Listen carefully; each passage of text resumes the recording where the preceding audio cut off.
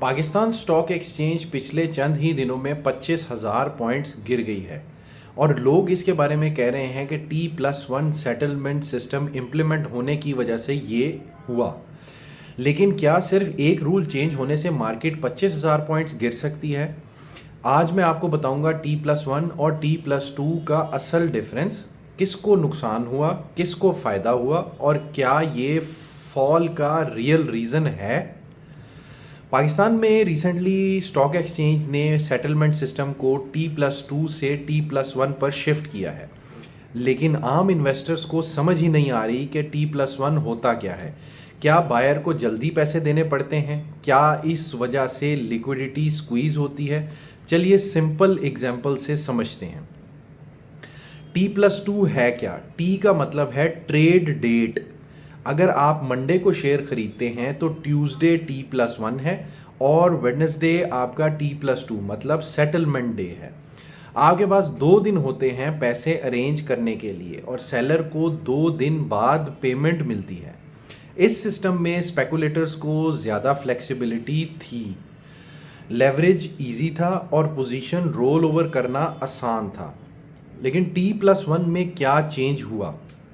अगर आप मंडे को शेयर्स खरीदते हैं तो ट्यूसडे सेटलमेंट डे है, बस एक दिन बाद पैसे देने होंगे। बायर को जल्दी पेमेंट, सेलर को जल्दी पैसे और ब्रोकर का रिस्क कम। सिस्टम फास्ट हो गया है लेकिन प्रेशर भी फास्ट हो गया है। मान लीजिए आपने 10 लाख के शेयर्स बाय किए तो T+2 में आपके पास 2 दिन थे पैसे अरेंज करने के लिए, लेकिन T+1 में आपके पास 10 लाख रुपया रेडी होना चाहिए क्योंकि आपने नेक्स्ट डे देना है। अगर नहीं तो ब्रोकर आपकी पोजीशन को स्क्वायर ऑफ करेगा। अब सोचिए, अगर हज़ारों ट्रेडर्स लेवरेज पोजीशन में हों और सडनली उन्हें जल्दी पैसे देने पड़ें तो क्या होगा? सेलिंग प्रेशर बनेगा, जो कि अभी बना है।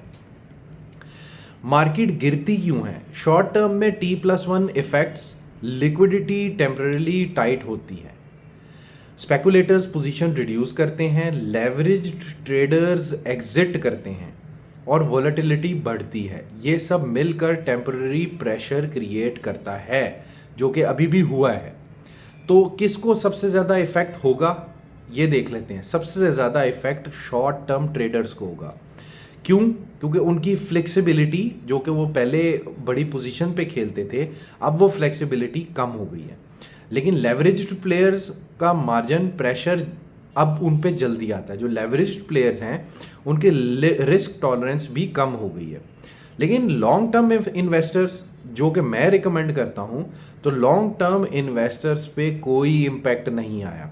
अगर आप डिलीवरी लेते हो और मंथ्स होल्ड करते हो तो T+1 हो या T+2 हो, उससे कोई फर्क नहीं पड़ता। अब इंटरनेशनल मार्केट्स को देख लेते हैं तो कंट्रीज लाइक इंडिया और अमेरिका ये ऑलरेडी T+1 को अडॉप्ट कर चुके हैं, क्योंकि लॉन्ग टर्म में इसमें रिस्क कम है, सिस्टम स्टेबल रहता है और कैपिटल रोटेशन भी तेज होती है। T+1 मार्केट गिरने की डायरेक्ट वजह नहीं है। मार्केट गिरती कब है? जब इंटरेस्ट रेट हाई होते हैं, पॉलिटिकल अनसर्टेनिटी होती है।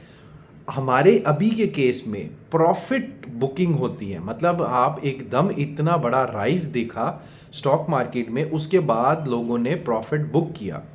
फिर उसके बाद जो दूसरी रीज़न अभी हमें देखने को मिली वो फॉरेन सेलिंग थी। तो T+1 सिर्फ लिक्विडिटी को टेम्पररीली टाइट करता है, लेकिन इतना शार्प फॉल इसकी वजह से नहीं आया।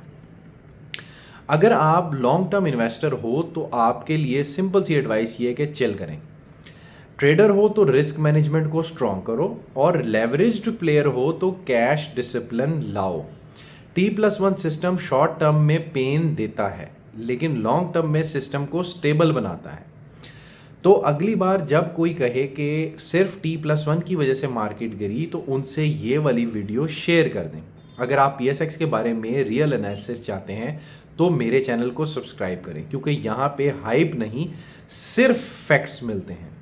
Thank you.